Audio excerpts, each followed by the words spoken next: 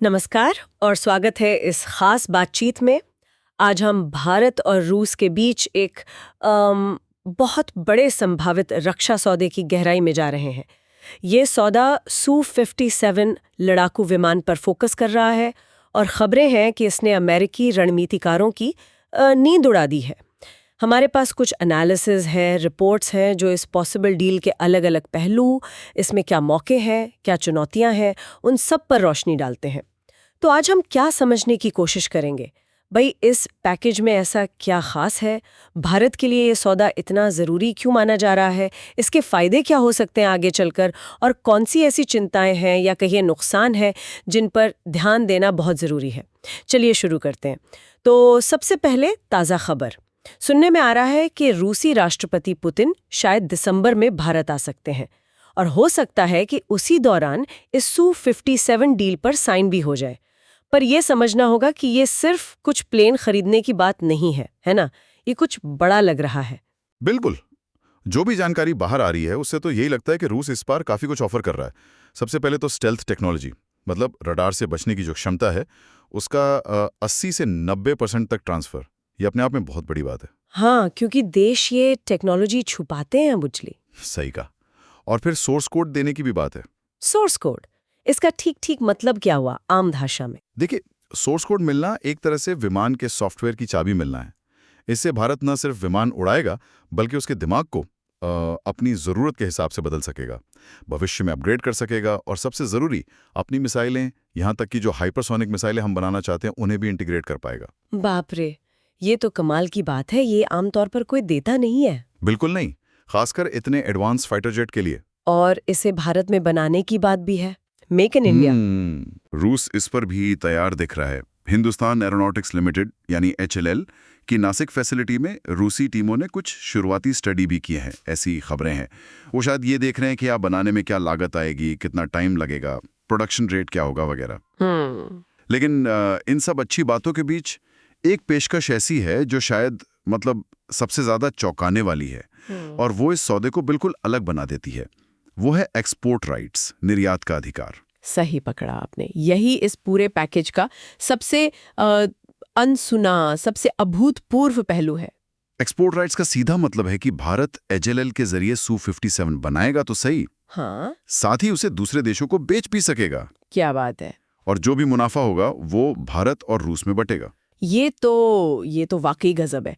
अगर हम America, Israel जैसे करीबी दोस्तों को भी देखें, हाँ, क्या अमेरिका ने F-35 बनाने और बेचने का हक दिया इजराइल को? नहीं, बिल्कुल नहीं। तो ये पेशकश तो किसी देश ने दूसरे को शायद ही कभी दी हो। शायद कभी नहीं। ये अपनी तरह का सबसे बड़ा अधिकार या छूट हो सकती है। तो फिर सवाल उठता है, रूस इतनी मेहरबानी क्यों दिखा रहा है?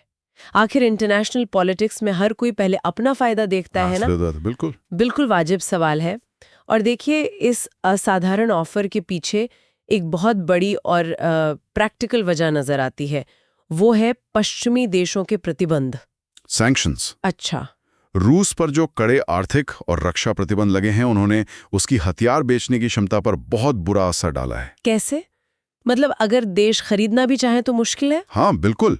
कई देश हैं जैसे अल्जीरिया, मिस्र और भी हैं जो पारंपरिक रूप से रूसी हथियार खरीदते आए हैं, और शायद वो Su-57 जैसे एडवांस विमान भी लेना चाहें।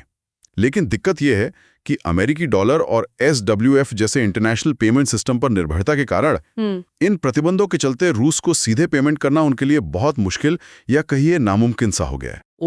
तो वो चाहकर भी खरीद नहीं पा रहे। हाँ, इच्छा है, जरूरत है, पर पेमेंट का रास्ता बंद है।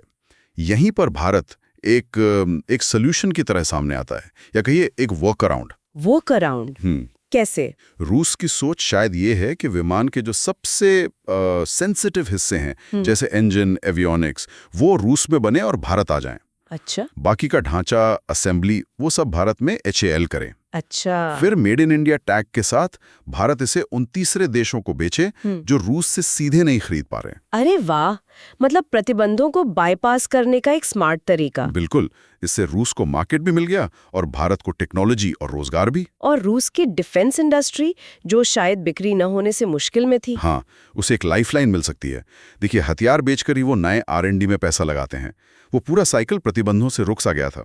इस मॉडल से वो फिर चालू हो सकता है और मुनाफा तो बंटेगा ही, तो दोनों का फायदा है। ये मॉडल कुछ सुना सुना सा लगता है। ब्रह्मोस मिसाइल वाला मामला ऐसा ही कुछ था, है ना? एकदम सही।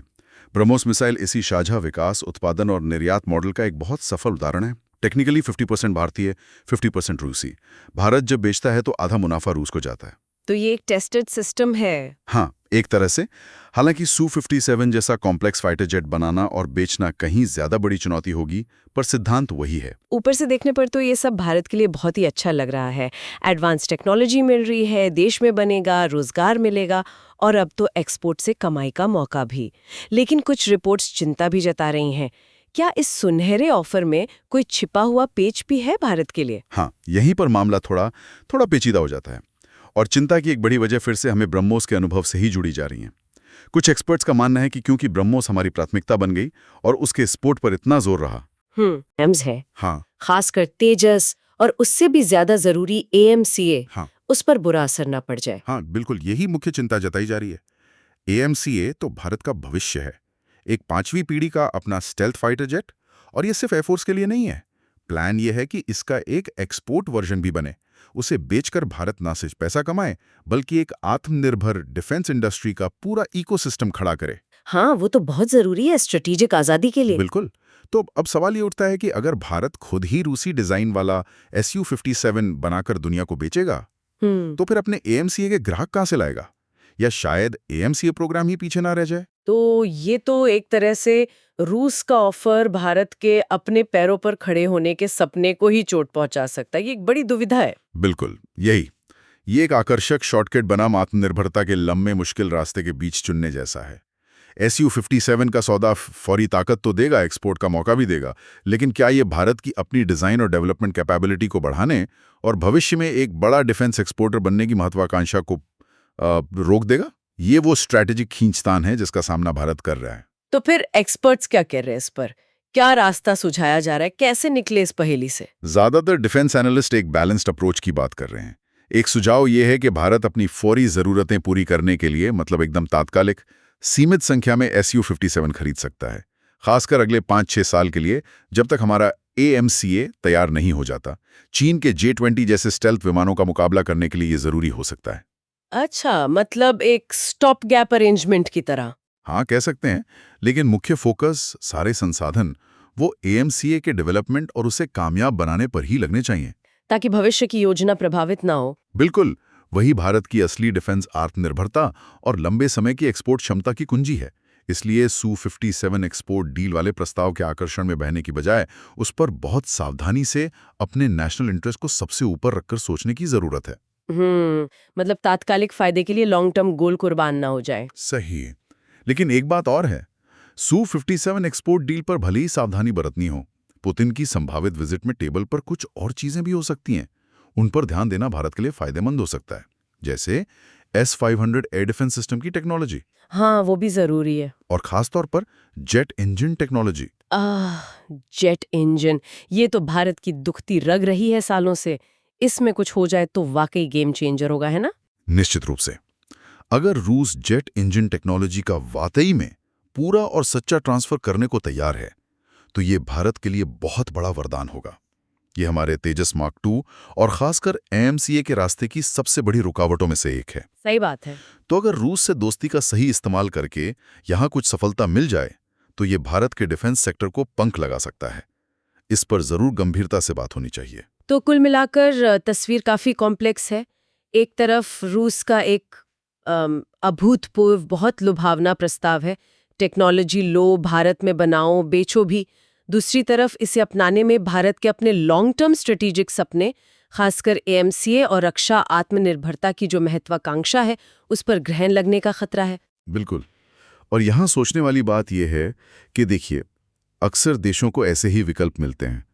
एक तरफ आसान लगने वाला आकर्षक शॉर्टकट होता है जो फौरी फायदा देता है, दूसरी तरफ आत्मनिर्भरता का मुश्किल लंबा रास्ता होता है।